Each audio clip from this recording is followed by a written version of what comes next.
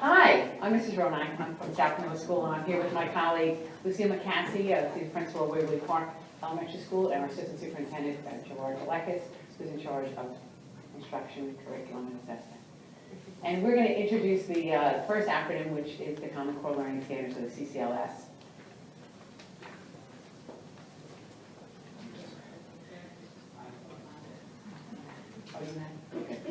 A couple things that we wanted to explain about the Common Core Learning Standards. I know in the media the last 2 weeks there's been a tremendous amount of discussion about the Common Core Learning Standards, the testing, and the APPR requirements. And I think some of the things as educators that we've been troubled by is that the CCLS is being lumped in with the other two, and it really is an entity unto itself. And I think, if you've heard from a lot of the educators across the state, they speak quite positively about the CCLS. So tonight we really want to clarify what it is and how it's impacting the students and the educators in the system here in Lynbrook. First of all, the Common Core Learning Standards are not a curriculum. They are a set of goals and expectations in the areas of mathematics and English for grades K through 12. The curriculum actually is set by the state of New York. They have New York learning standards for all students. To date, 45 states have adopted it. There are 3 states that are considering it, and there are 2 that have not adopted it at this time. And basically the focus of it is to really enhance and develop students' critical thinking skills. When all of us went to school, education was primarily about learning concepts, showing that you could master them by memorizing them on a test, and within a few short weeks that information was lost until we got to the end of the quarter or the end of the year, and we were asked to memorize a large amount of information, which we then regurgitated on a test, we passed, and we think great, we're going on to the next grade. There's been research done, a tremendous amount of research done, and this is really not an effective way to teach. Students really maintain and retain about 5% of information that they are told, but if they are given the opportunity to discover their own information, they retain about 85 to 90% of it. And that's really part of the goals of the Common Core Learning Standards. It's based on the theory of constructivism that, when we were in school, the teachers were the sage on the stage. They were the one up there giving us all the information, we were taking all in, and we were memorizing and keeping it, and then sharing when we were asked to on quizzes and tests. Now we're asking teachers to really be what they call a guide on the side. They're the person that's actually setting up the lesson. It's a tremendous amount of planning by the teachers to give the students the opportunity to see the big picture and then fill in the pieces to help that picture come together. One of the other big things we're looking to do is to move from straight knowledge to application, evaluation, and synthesis. And one of the things we've seen has been a real positive thing for students is that it's really created a lot more interaction between and among students, giving them opportunities to have voice in the classroom. That's not just the teacher asking a question, the child answers, the teacher then responds, and back and forth. Now we're seeing students to respond to each other and have meaningful conversations and really come to their own knowledge.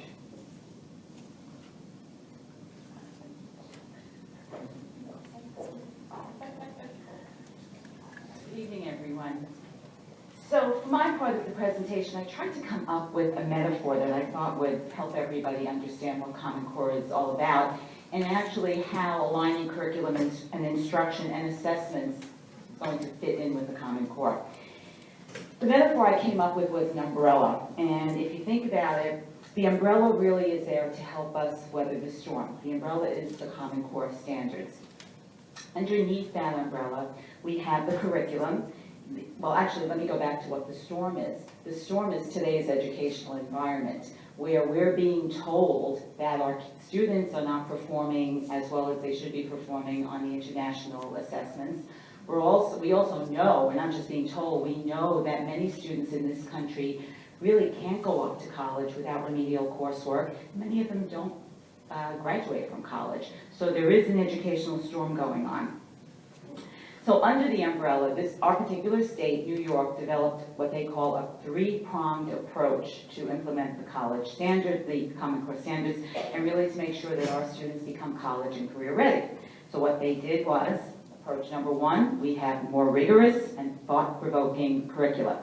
Number 2, we have that coupled with data-driven instruction, and that's going to help us meet the needs of all learners.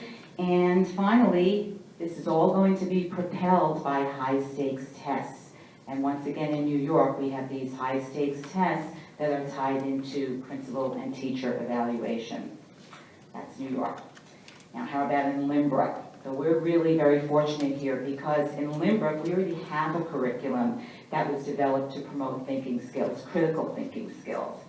So for us, our task was really to look at the instructional shifts that we have up there and the instructional strategies and materials that we use to help us create more independent learners who can also rise to the rigor of the Common Core. So if you take a look at those shifts, the EL shifts require students to have more exposure and practice with complex text.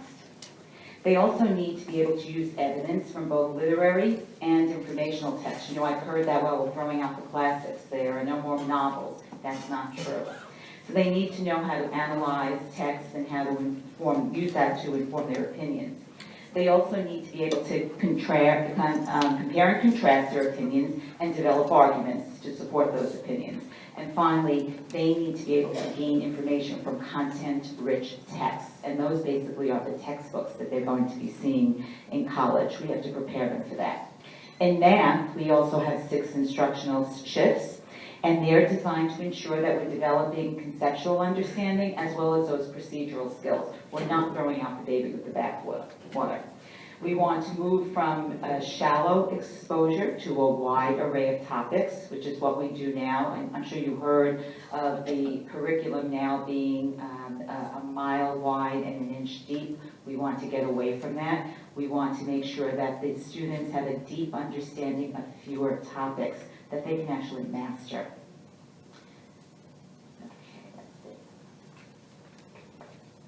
We're going to move on to what Common Core actually looks like. You've heard about what it is. What does it look like? So we're going to give you a little bit of then and now. And I'm taking first grade writing.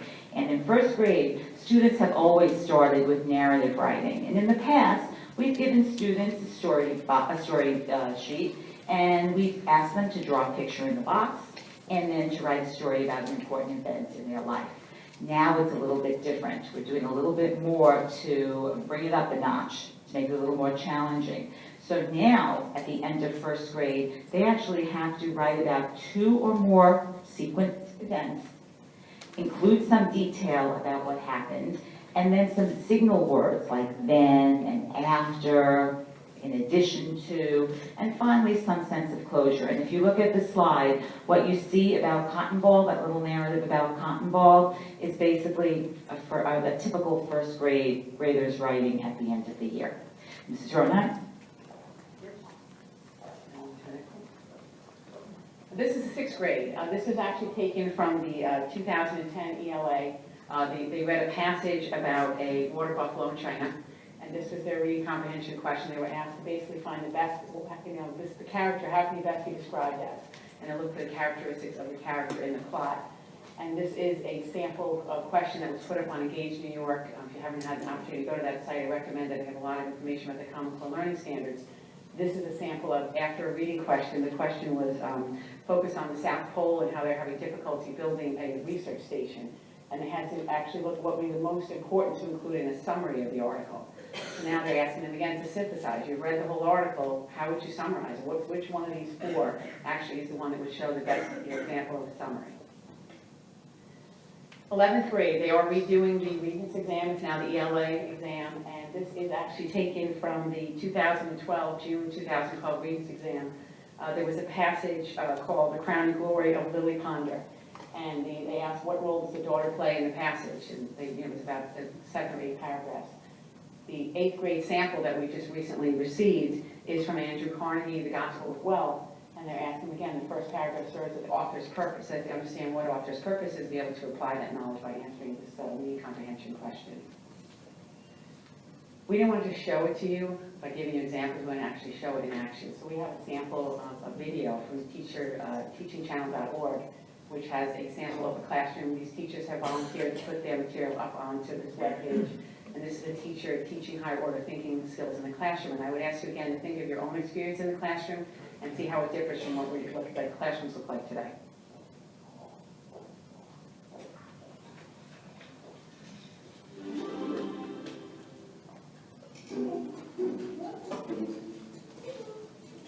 Today's lesson was primarily a discussion, and in preparation for that lesson, students created questions, and each student used a technique that worked for them in order to create the questions. Yesterday, we read the chapters, few chapters in April, and we started to look at questions that we can ask to have a deeper understanding of the text? When you start with comprehension, you're identifying, you're recognizing, you're choosing. As you get more complex and you want to ask higher order questions, then you're having to teach them, what does judge mean? What does hypothesize mean? What does analyze mean? Today we're going to present these questions in order to allow discussion to flow as well as get a deeper understanding of the issues presented in the text. One of the standards that I addressed today with Common Core in mind is analyzing a sentence or a section in order to see how it works with the overall theme. All right, so I'm going to open up the floor. Anyone want to start? Gabrielle? According to Fatima, the liquid drips out and it hurts for a while, but in time the skin grows back tougher, so you don't feel anything anymore. How is this statement a metaphor of the children's lives? It's like they have to get tougher over time, and they just have to learn that it hurts for a little while, but we just have to keep on working and working. They always think that eventually gonna escape, that they'll end up getting all of those lines wiped off their slate, and in the meantime, the lines will just get tougher, so that when they do end up leaving, that they can be stronger. If you can get them to question the text, then you can get comprehension going, you can get understanding, you can get deeper meaning. It lends them into this place of thinking critically. And that's really what we want, especially with Common Core. We want them to be lifelong learners. We want them to be able to get to college, and when they are in college, they know how to struggle with that complex text. Describe how Fatima reacted to the knowledge that her debt will never be canceled. I'd be terrified that my debt would never be erased, so when I found out that it never would, I would just literally be scarred. Another standard that I addressed was cited textual evidence to support an analysis. It says in the book every day, I saw online once, it would never go away. Like, my debt can't be like the leaves that were back in my father's garden. But when someone confirmed it, when someone from the outside who seemed so wise and knew so much confirmed that, yeah, your debt's never erased, that kind of was just a huge realization for her. Today, we worked with reading complex text. It challenges them to not run away because the text is difficult, but rather to take the tools and the strategies such as the questioning in order to attack the text and find a way to really desegregate it so that they can understand the text. Listen and interpret this book. Can you count? I think he asked it because he must be trying to trick them into not noticing the lines. He was also kind of taunting her because she can't count, she doesn't have enough education, and now she definitely doesn't get any education because now she's a carpet weaver. Okay, we're going to transition. So we've done the discussion, and we're going to take that and turn that into the writing. The final step involved in wrapping up the lesson. They exchange a piece of note card with a peer. I have them take one question and I ask them to exchange with that person and get that person to respond to that question to test to see kind of how valid that question is.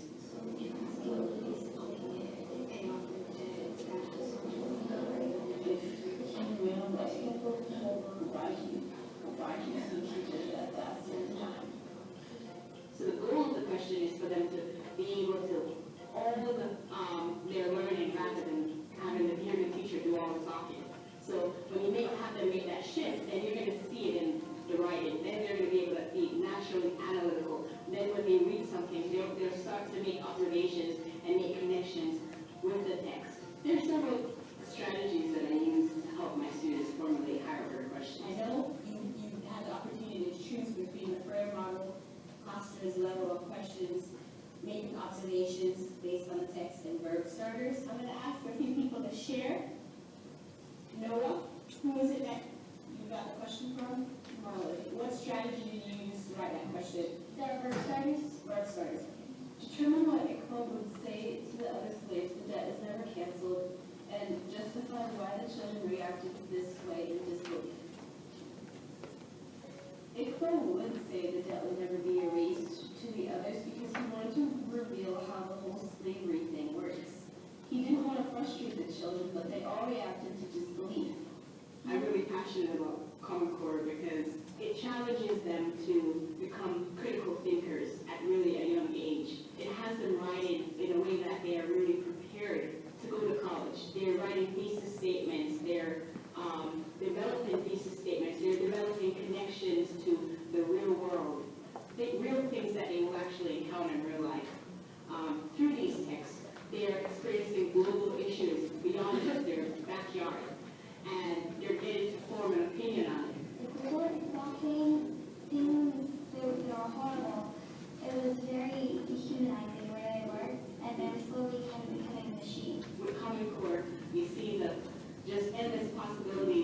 terms of how you can push kids to the highest level.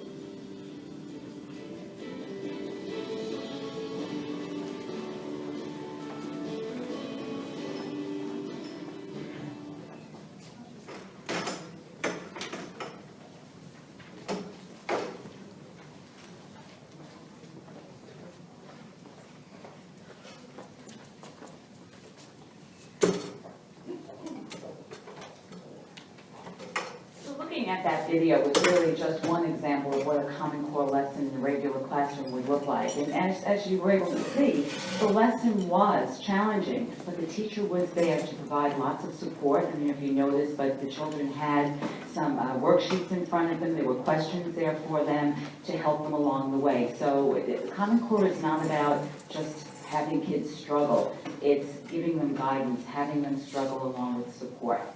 Now, we're going to move to math. And if you look at the next slide, this is really what the then and now is in terms of first grade math instruction. So the then, and I have to say, in our district, we've been so lucky because for the past few years, we have the Envision Math program. And the Envision Math program is really a very constructivist program that promotes a lot of critical thinking skills about mathematics. So the then was an application problem where we gave the kids a lot of information. And what we basically asked them to do was to write a number sentence. We even gave them the structure of the number sentence. Now we're asking them to do a little more work. We're asking them to actually draw a picture to show that they understand what they're doing. Then we're going to ask them to write a number sentence. We're not giving them the lines and the circles here because they can write it in many different ways, and that's what we want to see, many different approaches to solving problems. And then we're going to ask them to write a number sentence and a number bond, that meaning they have to show the relationship between the numbers. Finally, they have to use math vocabulary to explain their answer. And once again, this is what the expectation is for the end of first grade. Mrs. Ronai?